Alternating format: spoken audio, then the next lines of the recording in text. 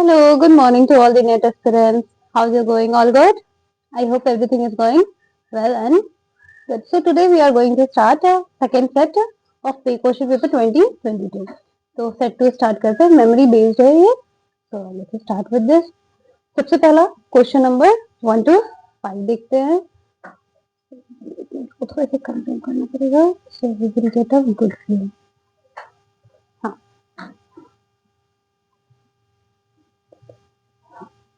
So first है आपके यहाँ पे एक टेबल दिया हुआ है जो कि बता रहे हैं about the number of main women and children, उनके परसेंटेज के बारे में भी, जो ओवरवेट मेन कितना है और ओवरवेट वुमेन कितनी है एंड ओवरवेट चिल्ड्रन कितनी है एक सिटी में लास्ट 66 ईयर्स, मतलब पिछले 6 साल से 2016 से 2021 तक का ये डेटा दिया हुआ है जिसमें बताया कि ओबीज वाले कितने परसेंटेज के लोग हैं. तो अगर 2016 में देखें तो हमारे पास मेन कितने थे 27,000, वुमेन 19,000, चिल्ड्रन 7,500, जिसमें से अगर परसेंटेज की बात करें तो ओवरवेट में कितने 15%, वुमेन 36% और चिल्ड्रन 30%. इसी तरीके से हर ईयर का दिया है. तो सबसे पहले हम क्वेश्चन पढ़ते हैं कि हमारे क्वेश्चन में क्या नेसेसरी है, व्हाट इज इट आस्किंग.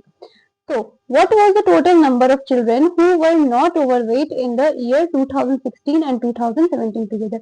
मतलब इसमें चिल्ड्रन का ओवरवेट बताना है कि इसमें से कितने बच्चे थे जो ओवरवेट नहीं थे. तो टोटल मिलाकर के कुल मिलाकर के हमारे पास कितने होंगे. तो इसको बनाने का तरीका है. तो सबसे पहले हम क्या करेंगे, परसेंटेज निकाल लेंगे जो कि ओवरवेट चिल्ड्रन नहीं थे. जैसे 2016 की बात करें तो क्या, अगर 30% है मतलब कि 100 माइनस 30, तो मतलब 70% जो बच्चे थे वो ओवरवेट नहीं थे. वैसे ही हमारे किस में भी होगा, तो आपके ये 2017 में भी 28 है तो 28 में से हम 100 में से 28 माइनस कर देंगे तो 72% हमारे बच्चे ओवरवेट नहीं थे. मतलब 72% और 70% बच्चे जो थे ओवरवेट नहीं थे. तो सबसे पहले 70% का हम निकाले तो 70 डिवाइडेड बाई 100 इंटू कितना, बच्चों का कितना जनसंख्या दिया हुआ है 7,500, तो उससे निकालोगे तो ओवरऑल आपका निकल जाएगा 5,250. तो ये आपका पहला आ गया. 2016 में जो बच्चे ओवरवेट नहीं थे उनका नंबर आ चुका है. तो उसको निकालते कैसे, तो सबसे पहले 100 में कितना, तो 70 से फिर क्या कर 100 को डिवाइड कर दो और मल्टीप्लाई कर दो जितने प्रेजेंट ऑफ नंबर चिल्ड्रंस होते हैं, तो वो निकालिए. और 2017 में भी सेम इसी तरीके से निकाल लेंगे तो उसमें भी हमारा आ जाएगा 7,560. तो टोटल नंबर हमसे पूछा गया तो दोनों को हम जोड़ देंगे. जब जोड़ देंगे तो हमारा आंसर लगभग ये आ जाएगा 12,810. तो ये एक तरीका होता है इसको बनाने का. मतलब दोनों का सेपरेट सेपरेट निकाल लो कि आप कितने ओवरवेट नहीं होंगे और दोनों को फिर जोड़ दो. It's simple maths. ठीक है. नेक्स्ट क्वेश्चन है, what was the average of the number of main women and children who were overweight in the year 2019. मतलब इसमें ओवरवेट का ही पूछ रहा है. उसमें क्या पूछा गया था, हु वर नॉट ओवरवेट, मतलब कि जितना परसेंटेज है 2019 में, मतलब 16%, 30%, 30%, इन सबका क्या करना है, सम करना है. तो सबसे पहले हम ओवरवेट मेन निकालते हैं 16% का 2019 में. तो क्या करेंगे 16 डिवाइडेड बाई 100 इंटू 33,000, तो इससे हमारा आ जाएगा 5,280. वैसे ही हम वुमेन का भी निकालेंगे अगर 30% तो वो भी आ जाएगा 8,100. और बच्चों का भी निकालेंगे तो 30% बच्चों का जब निकालेंगे तो वो भी हमारा आ जाएगा लगभग 2,400.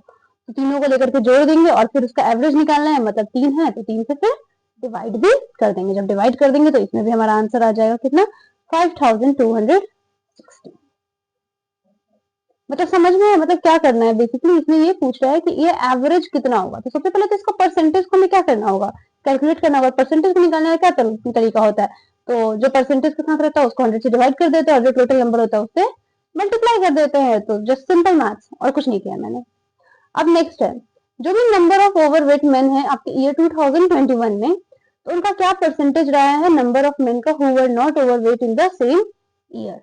मतलब number of overweight man in the year 2021, मतलब 2021 में जितने आपके ओवरवेट मैन रहे हैं. And was what percentage of the man who were not overweight in the same way. अच्छा, तो दोनों का परसेंटेज के फॉर्म में निकालना.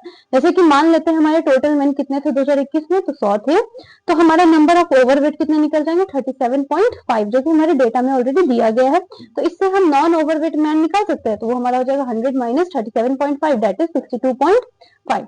जब 62.5 आ जाएगा तो रिक्वायर्ड जो हमारा परसेंटेज है वो क्या हो जाएगा 37.5 डिवाइडेड बाई 62.5 इंटू 100, मतलब 3/5 इंटू 100 अगर करेंगे तो 60%. तो हमारे कितने हैं, तो रिक्वायर्ड जो हमारा परसेंटेज पूछा जा रहा है सेम ईयर में जो ओवरवेट नहीं थे तो दैट वाज 60%. इजी क्वेश्चन होती है, आपको पता है. अगर आप इस तरीके से अगर पढ़ना शुरू करो, जो भी पढ़ते हैं मैं बता रही हूँ, आप ना समझा करके पढ़ना शुरू करो। आप किसी चीज को जब एक्सप्लेन करते हो ना, you will explain it to yourself first. आप खुद को एक्सप्लेन करते हो, और जब खुद को एक्सप्लेन करते हो तो आपका कॉन्सेप्ट बहुत अच्छे से क्लियर होता है। मतलब कभी भी अगर आप इस तरीके से पढ़ते हो ना, तो आई डोंट थिंक सो कि आपको बहुत ज्यादा प्रॉब्लम्स होती है। पता नहीं, मुझे तो नहीं होती है। Personally I feel it's the best method of learning for my self. सबके लिए नहीं कह सकती हूँ कि सबके लिए ऐसा वर्कआउट करता होगा, बट मुझे, मेरे लिए वो काम करता है। That's why I prefer this way. Okay, so next question फिर बनाते हैं। So what was the difference between the number of overweight women and overweight children together in the year 2018 and the number of overweight men in the same year? तो कितना अंतर है हमारे number of overweight women में और overweight children में। 2018 की बात कर रहा है, तो number of overweight women and children तो देख लेते हैं। तो ईयर हमारे 2018 के लिए सबसे पहले नंबर ऑफ ओवरवेट वुमेन निकाल लेते हैं, जो कि हमारा 25% हो जाएगा कितना, 30,000 का। तो डेट विल बी 7500। वैसे ही चिल्ड्रन का भी निकाल लेंगे तो हमारा कितना हो जाएगा, 35% ऑफ 6000, तो डेट विल बी 2100। फिर हमारा total overweight main and women हमारे कैसे निकलेंगे, बच्चे चिल्ड्रन, तो हमारे निकल जाएंगे 9600 जब दोनों को जोड़ देंगे। और नंबर ऑफ ओवरवेट मेन हम लोग ऐसे निकाल लेंगे, एंड देन रिक्वायर्ड जो डिफरेंस है दोनों को माइनस कर लेंगे, तो डेट विल बी 150। नेक्स्ट है, what was the ratio of the number of overweight women in the year 2018 to the number of overweight men in the year 2020? क्या ratio रहा है हमारे ओवरवेट वुमेन का और ओवरवेट मेन का हमारे 2020 में?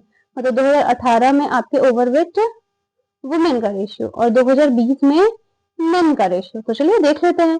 तो जो कि हमारा रिक्वायर्ड रेशियो है ओवरवेट वुमेन का 2018 और ओवरवेट मेन का 2020 का, तो 25% ऑफ 30,000 और इस टू 12% ऑफ 35,000। तो जब निकालेंगे तो इसका रेशियो हो जाएगा 25:40। सॉल्व करेंगे तो ठीक है। अब नेक्स्ट क्वेश्चन पे आते हैं। क्वेश्चन नंबर 6, मतलब यहाँ से डेटा इंटरप्रिटेशन खत्म हुआ, अब आईसीटी का ये क्वेश्चन होगा। Which of the following are the principal components of CPU of a computer system? इसमें से कौन सा जो CPU का मेन कंपोनेंट है? Arithmetic logic unit, control unit और SSD। वीडियो रैम जिसे तो नहीं होता है, processor register it's not that much important, तो that will be A, B and C only. ठीक है, फिर ये प्रोसेसर रजिस्टर ये इंपॉर्टेंट होते हैं, मतलब A, B, C। नेक्स्ट आते हैं, Which among the following pesticides would have the least chance of bioaccumulation in food chain? इसमें से कौन सा ऐसा पेस्टिसाइड है जिसका बायोएक्यूमुलेशन होना सबसे कम चांस है? तो दैट इज बायोएक्यूमुलेशन। सबसे पहले तो आपको ये पता होना चाहिए कि ये होता क्या है। तो बेटा जो भी एक्यूमुलेशन या फिर इनरिचमेंट हो जाती है किसी भी आपके ऑर्गेनिज्म के, मतलब कह सकते हैं फर्टिलाइजर्स, बेसिकली जो भी आपके क्या कह सकते हैं फर्टिलाइजर्स, इंसेक्टिसाइड्स, पेस्टिसाइड्स, इसका ऑर्गेनिज्म टू ऑर्गेनिज्म क्या होता है, एक्यूमुलेशन होना शुरू हो जाती है, तो दैट इज बायो एक्यूमुलेशन। और अगर बात करें तो इसमें आपका आंसर जो होगा कार्ल एरर। ओके, अब नेक्स्ट, एक सॉर्टिंग कोड में लिखा गया है 467 का मतलब लीव्स आर ग्रीन, 485 का मतलब लिखा हुआ है ग्रीन इज गोल्ड। इन दोनों में कॉमन नंबर कौन सा है, 4 है, मतलब 4 will be denote green. Green को कौन डिनोट करेगा, 4। वैसे ही 639 में लिखा हुआ है, 639 मीन्स दे आर प्लेइंग, तो इसमें से कोई मैच कर रहा है, 6 मैच कर रहा है, तो 6 विल बी फॉर आर। तो which digit stands for leaves, leaves के लिए फिर क्या है, 4 6 7 हो जाएगा इसका आंसर, 8 का बी, दैट इज करेक्ट। तो इस तरीके से हम क्या करते हैं, इसको इंटरप्रेट करते हैं। चलिए नेक्स्ट क्वेश्चन देखते हैं। According to the revised Bloom's taxonomy, देखो ब्लूम्स टेक्सोनॉमी में फिर से क्वेश्चन आया, प्रीवियस सैंपल सेट में भी आया था, इसमें भी आ रहा है। Which of the following categories is considered to be highest for the learner? कौन सा हमारा कैटेगरी होता है जो लर्नर के लिए सबसे ऊपर, ये चीज मैंने बताया भी था, that is what, creative category. मतलब जो क्रिएटिविटी आती है वो एक लर्नर के लिए सबसे हाईएस्ट एक कैटेगरी को रखा गया है ना। सबसे पहला था ना, जैसे कि जो नाउन टू वर्ब जो फॉर्म में जा रहा था, कैसे था, knowledge, comprehension, application, analysis, synthesis and then evolution. लेकिन बाद में 1956 में ये था, बट 2001 में इसको चेंज किया गया। रिमेंबर, पहले रिमेंबर करना, देन समझना, फिर उसको अप्लाई करना, एनालाइज करना, देन इवेल्युएट करना, देन आपके इवेल्युएट करना और फिर क्रिएट करना। तो सबसे टॉप में किसको रखा गया है? क्रिएटिव को रखा गया है। ओके, किस चीज को क्रिएट करना, that is a Bloom's taxonomy. अब बताओ which of the consider the following spreadsheet. चलो ठीक है, एक स्प्रेडशीट है। अगर formula k plus b2 C4 is copied to the cell C5, then what value in the cell C5? तो इसमें आपका हो जाएगा 7। बताती हूँ कैसे। तो देखो क्या होता है, जैसे कि स्प्रेडशीट में एग्जांपल लेते हैं, तो जैसे C2 जो आपका दिया हुआ है दैट विल कंटेन जो C2, तो C2 will contain the formula A2 plus B2। वैसे ही C3 में भी फॉर्मूला आएगा A3 प्लस B3, D2 में भी वैसे ही आएगा B2 प्लस C2। तो इसी तरीके से जब उसको हम ऐड कर लेंगे तो क्या आ जाएगा, कॉपी कर रहे हैं 4 सेल में, तो दैट विल बी 7। अब डायनेमिक अप्रोच क्या है टीचिंग का, मतलब dynamic approach of teaching means, इसका मतलब क्या है। तो हमारा जो स्टूडेंट पढ़ लेगा, teaching should be lecture based, नहीं। Teacher should be energetic, no. Teacher should be student friendly, नहीं। Student should learn through activities, हाँ, तो that is student should learn through activities, that is a dynamic approach to teaching means. अब आते हैं next question पे। Suggestions for communication with people from different cultures can be. जो suggestions हमारे communication के लिए होते हैं लोगों के साथ, वो अलग अलग कल्चर से, वो क्या हो सकते हैं। तो that is emphasize your interpretation, I don't think so. Emphasize suggestions for communication with people from different cultures can be. Communication के लिए अलग अलग सजेशन लेना लोगों से डिफरेंट कल्चर से, वो क्या हो सकता है। एम्फसाइज नहीं, ये तो शायद नहीं होगा, इसको रखते हुए नहीं होगा। फॉरगेट योर ओन, नहीं नहीं बिल्कुल भी नहीं, not that. Promote an ecosystem of mutual respect, हाँ दैट्स ट्रू। कम्युनिकेशन के लिए एक इकोसिस्टम को म्यूचुअली रिस्पेक्ट के साथ इसको प्रमोट करना चाहिए। Know the cultural context of other people, हाँ that's also true. Always state facts, इसका आंसर आई थिंक बी होना चाहिए। लेट मी चेक वंस, इसमें दिया होगा कभी।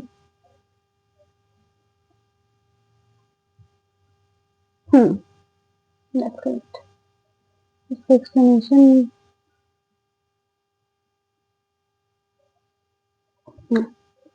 देखो, सजेशन जो होता है, suggestion for communication with people from different cultures, वो कैसे, मतलब अलग अलग कल्चर्स के अगर आते हैं तो सजेशन को क्या रोल प्ले करता है। तो डेट इज कि वो आपके इकोसिस्टम में म्यूचुअली रिस्पेक्ट को कंट्रीब्यूट करता है, साथ ही साथ आपके कल्चरल कंटेक्स्ट को भी हम जानते हैं, दूसरे लोगों को भी, और एक फैक्ट्स को बताता है। नेक्स्ट क्वेश्चन है, a white cell had said the hunger for knowledge is more difficult to remove than the hunger for food. Therefore, one should seek to the food. Which fallacy is committed to this argument? मतलब इनका क्या कहना हो सकता है। तो that is ignorito eligible, मतलब irrelevant, ये क्या है, कंक्लूजन दिया गया हुआ है, तो that is irrelevant। अब नीचे आपके दो स्टेटमेंट्स दिए हुए हैं। Statement, the new system of communication has facilitated the emergence of an interactive society। तो एक जो नया हमारा सिस्टम लॉन्च, मतलब लॉन्च जो न्यू सिस्टम ऑफ कम्युनिकेशन जो आ रहा है, इसका यही मतलब है कि हमारा एक सोसाइटी में क्या रहे, इंटीग्रेशन मेंटेन रहे। सही बात है।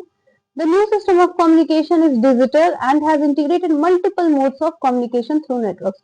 That's also true. So both statement first and second are true. Wait for a minute, I need some water. Sorry for the next question। आप पढ़ो क्वेश्चन नंबर 15 तक।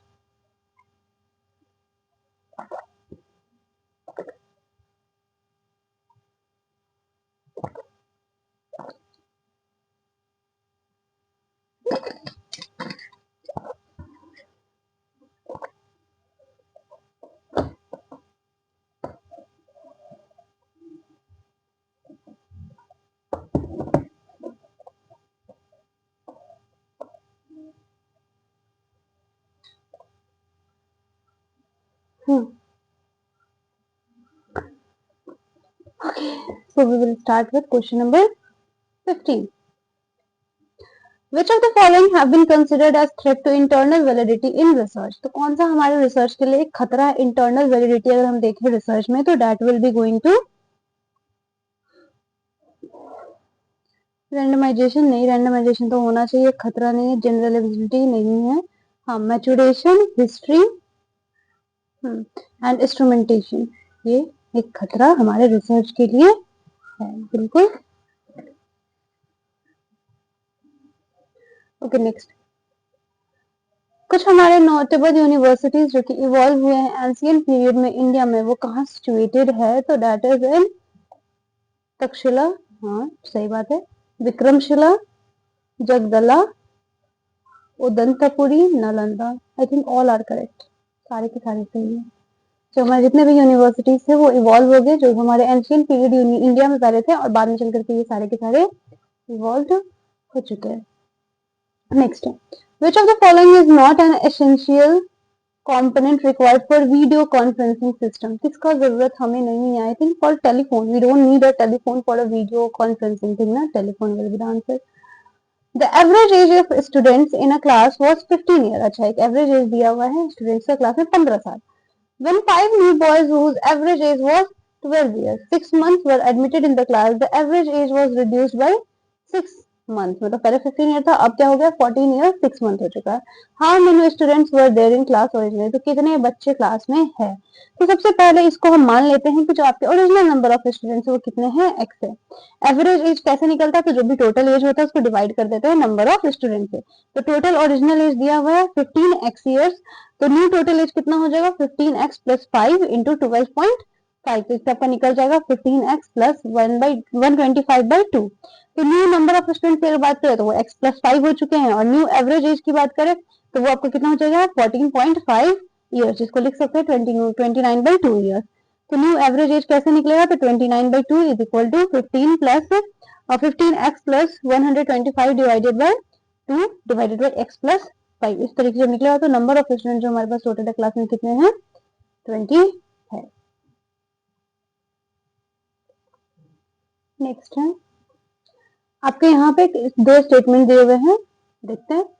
तो जो मॉक्स होते हैं स्वयं पोर्टल पे वो हमारे यूज किए जाते हैं एक अर्निंग अप टू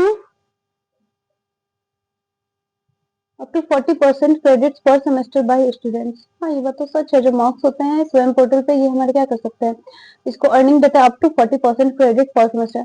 और मार्क्स एंड स्वयं पोर्टल आर क्रेडिट बेस्ड? नहीं नहीं, सारा के सारे नहीं होते, तो इसका आंसर होना चाहिए A is true R is false. तो जितने भी होते हैं वो क्रेडिट बेस्ड नहीं होते हैं, कुछ कुछ इसमें क्रेडिट बेस्ड होता है। ठीक है, so given two statements,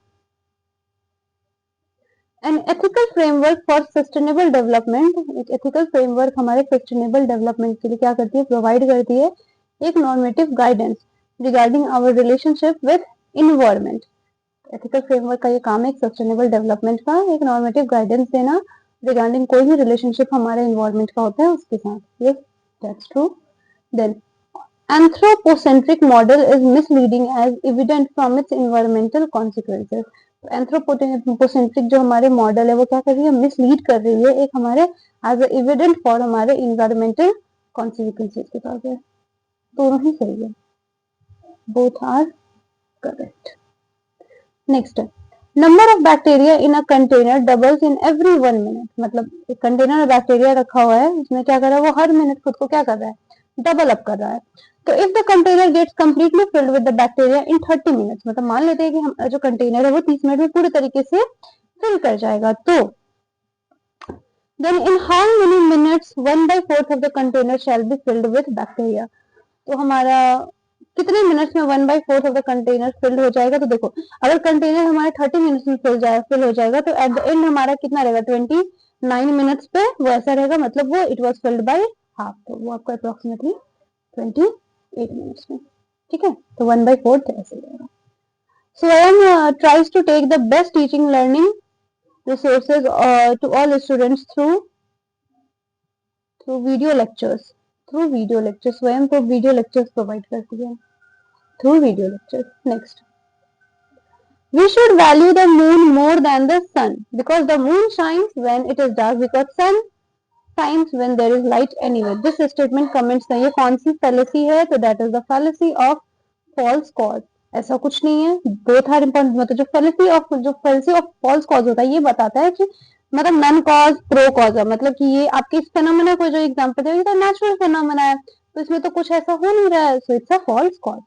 the term hermeneutics is drawn from theology। यस, ये थियोलॉजी खिलाया। हर्मेनेटिक्स मतलब होता है कि जो भी हम किसी चीज को समझते हैं और इंटरप्रेट करते हैं, कोई भी टेक्स्ट या फिर स्पेसिफिक रिलीजियस वंस, तो इसको हम लोग क्या बोलते हैं, हर्मेनेटिक्स। ये हमारा कहाँ से लाया गया है, तो from a theology. Which one among the following hazards can occur due to anthropogenic causes? Anthropogenic causes की वजह से इसमें से क्या हमारा हो सकता है? Let me check one. तो साइक्लोन्स नहीं, एंथ्रोपोजेनिक मतलब जो इंडस्ट्रियल, न्यूक्लियर डिजास्टर, हाँ ये हो सकता है, ठीक है। उसके अलावा फ्लड्स की वजह से, हाँ बिल्कुल हो सकता है, फ्लड्स हो सकता है, वोल्केनोज नहीं, फॉरेस्ट फायर, तो ये आपके इसके। In face-to-face communication, the non-verbal cues provided by the receiver can be considered as face to face communication हो रही है, जैसे कि मैं सिर्फ यहाँ बता रही हूँ, बट मेरे साथ अगर कोई और इंस्ट्रूमेंट जुड़ा रहेगा तो that is a feedback, the receiver can be considered as feedback. Next time, which one of the following is not a characteristic of a good question paper? कौन सा कैरेक्टरिस्टिक नहीं है आपके एक अच्छे क्वेश्चन पेपर का हो, तो that will B subjectivity. Objectivity सही है, सब्जेक्टिविटी नहीं है, रिलायबिलिटी और वैलिड होनी चाहिए। अब नेक्स्ट है हमारा assertion reason. According to classical Indian logicians, Nyaya class, all fallacies are material fallacies. जितने भी फेलिसीज होते हैं वो मटेरियल फेलिसीज है, सही बात है, दैट्स ट्रू। अकॉर्डिंग टू न्याय, syllogism is deductive, inductive and formal material, that's also true. Syllogism जो होता है वो डिडक्टिव, इंडक्टिव और आपके फॉर्मल मटेरियल होते हैं, तो assertion reason both are correct. अब हमारा एक स्टेटमेंट दिया है, some plants are not, is the statement some plants are not carnivorous is given as false, then which of the following could be immediately inferred from it? कुछ plants जो हमारे carnivorous नहीं है, तो some plants are carnivorous true, some plants are carnivorous is false। हाँ, I think आपका B होना चाहिए, नहीं B नहीं होगा।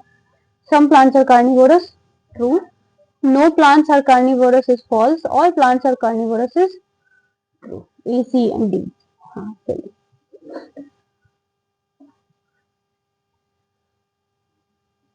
Next, the qualitative data are powerful because they are collected from very sensitive social, historical and temporal context। मतलब जो हमारा क्वालिटेटिव डेटा होता है ये काफी पावरफुल होता है, क्यों? क्योंकि इसको कहाँ से कलेक्ट किया गया है, तो हमारे बहुत ही sensitive social, historical and temporal context से, तो that's true.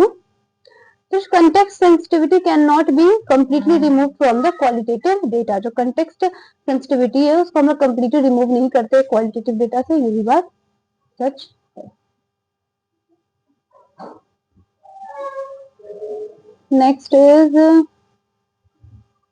most cyclones cause widespread damage in coastal areas। सही बात है, ज्यादातर आपके साइक्लोन्स की वजह से कोस्टल एरियाज में डैमेजेस होते हैं।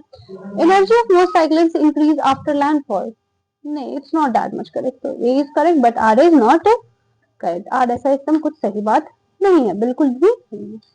Next, in pursuance of the national council of teacher education act 1990 was established in the year I think 1996 or 94 इसी अराउंड हुआ था,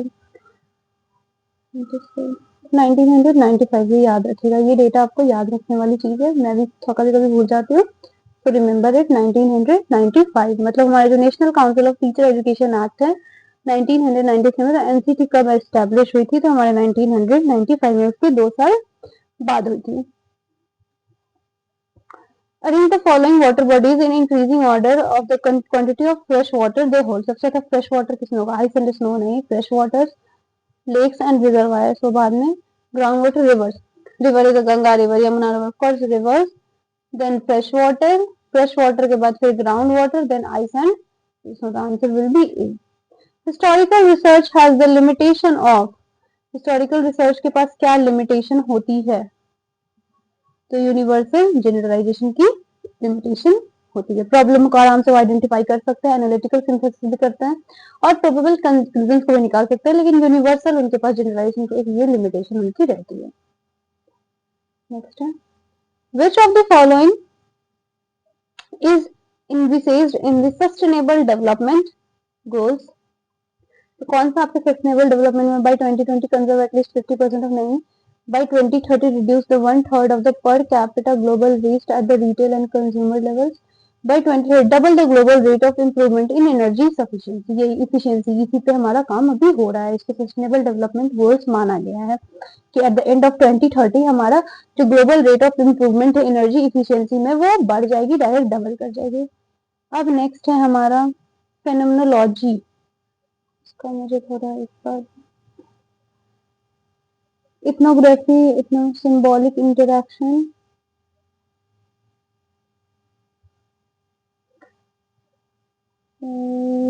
डी का कहीं 3 आ रहा है, symbolic interaction that is social psychology, symbolic interaction social psychology, हाँ the answer will be D. बता दिए कैसे। देखो जो सिंबॉलिक इंटरेक्शन है उसका मतलब होता है सोशल साइकोलॉजी, फिर उसके बाद आपके हाँ इथनो मेथोडोलॉजी जो होता है इसका मतलब होता है सोशियोलॉजी, एंड आपके इथनोग्राफी का मतलब होता है एंथ्रोपोलॉजी, और फेनोमेनोलॉजी का मतलब होता है फिलोसफी। ओके चलिए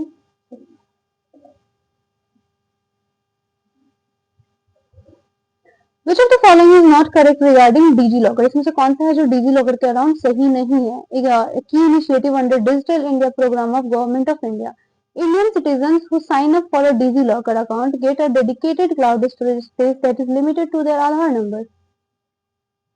ये तो सही बात है। It aims to eliminate the use of physical documents and provide access to the digital anytime, anywhere and share it online. That's also true. Citizens can self-upload documents and digitally sign them using the e-sign facility. That's also true. The slogan of DigiLocker is अरे बेटा my documents नहीं होता है, it's your documents anytime, anywhere. Okay, यहाँ पे अब एक missing number series में ढूंढते हैं। 2 से 10 के बीच में कितना गैप है? 8 का गैप है।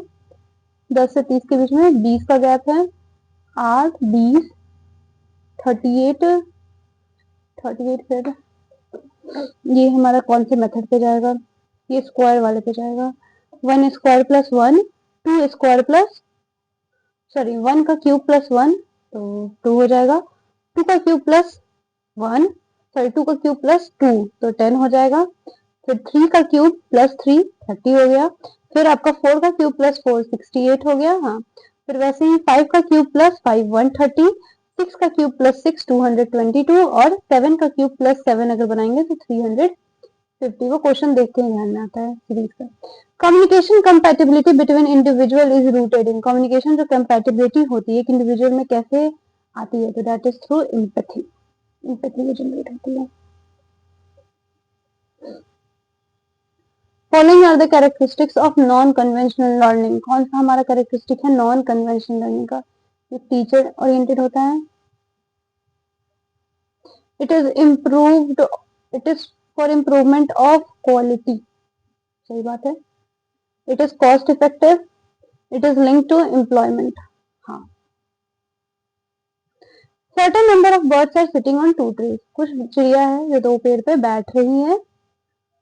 And B birds sitting on tree A tell to the bird sitting on tree B that if 2 birds from the B shift, बेटा ये इतना डिफिकल्ट है कि मैं ही इसको सब कंफ्यूज कर दूंगी, सो रिलेटेड भी आप इस क्वेश्चन को खुद से ट्राई करना, बनता है तो ठीक है, नहीं बनता है तो मुझसे भी सारे क्वेश्चन नहीं बनते हैं। I am not I won't lie, I am not very good with every question, मुझसे नहीं बनेगा वो। Which of the following are the advantage of graphene communication, grapevine communication, smooth float of adverse comments and knowing the model in the organization, spread of propagandist views and grapevine communication, knowing the moral of the organization, ये सही है। उसके साथ आपका to know the important issues faced by employees, assessment of employees anxieties. देखो actually ये grapevine communication इसको बताता है, लाइक ये कंपनीज में होते हैं, फिर अब जहाँ भी वर्क प्लेसेस पे होता है तो वहां पे जो भी प्रॉब्लम्स आ रही है उसके बारे में डिस्कस करना, तो जो कि इंपॉर्टेंट इश्यूज जो होते हैं जो एम्प्लॉयज फेस कर रहे हैं उसके बारे में बात करें तो उसको हम लोग बोलते हैं ग्रेप वाइन कम्युनिकेशन। नेक्स्ट है which of the following statements are true regarding Nyaya, classical Indian school of logic view of हित्र भाषा fallacy के अकॉर्डिंग, तो that is it means that middle term appears to be reason but is not a valid reason, सही बात है, ये तो सही है। all all fallacies are material fallacies, हाँ ठीक है. When an inference is based not on, नहीं वो based होता है caution पे, but यूनिफॉर्मिटी भी उसमें होती है, ऑफ कोएग्जिस्टेंस, तो ये गलत है, ये नहीं होगा. fallacies occur when any of the five characteristics of the middle term are violated, हाँ. Many computer users are worried about malware. Which of the following are two examples of malware? Malware का कौन सा इसमें हमारा दो example है, तो that is worms and virus. malware यही दोनों होते हैं, B and D. ठीक है, अब इस लिस्ट को मैच करते हैं. Self education through development of individuality, दिया था मैरिया मोंटेसरी ने. ए का 3 2 में आ रहा है, देखते हैं. डी का देखिए, basic education Wardha system Mahatma Gandhi, basic education Mahatma Gandhi ji ने दिया था, तो डी का 2. डी का भी चेक कर लेते हैं. इंटीग्रल एजुकेशन, हाँ Sri Aurobindo Roy. Education to transform human kind, J Krishnamurti. इसका आंसर बेटा सी हो जाएगा, C will be the answer. Next ये मैरी क्यूरी वाला क्वेश्चन है, ये पैराग्राफ है, ये बेटा ये तो बन जाना चाहिए. इसमें अगर कोई गलती करते हो तो मैं क्या ही बताऊं. जैसे कि Marie Curie was a Polish born physicist and chemist and one of the most famous scientists of her time. Together with her husband Pierre, she discovered radium, an element widely used for treating cancer, and studied uranium and other radioactive substances. Pierre and Mary's American collaboration later helped to unlock the secrets of the uh, atom. Together with her husband Pierre, she was awarded the Nobel Prize in 1903. Mary was born in Warsaw, Poland on 7 November 1867, the daughter of physics teacher. At an early age, she displayed a brilliant mind and a blitz personality. Her great exuberance for learning prompted her to continue with her studies. After school, she became disgruntled. However, when she learned that the university in Warsaw was closed to women determined in higher education, she definitely left Poland and then she entered to the education. At what age did Mary receive her first Nobel Prize? She received her second, नहीं first Nobel Prize का भी दिया होगा. Mary was married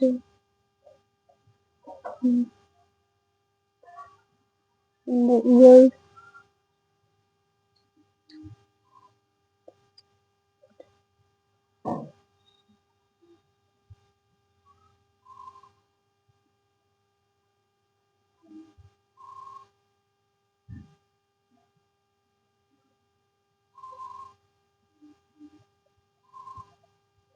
at the age of 36.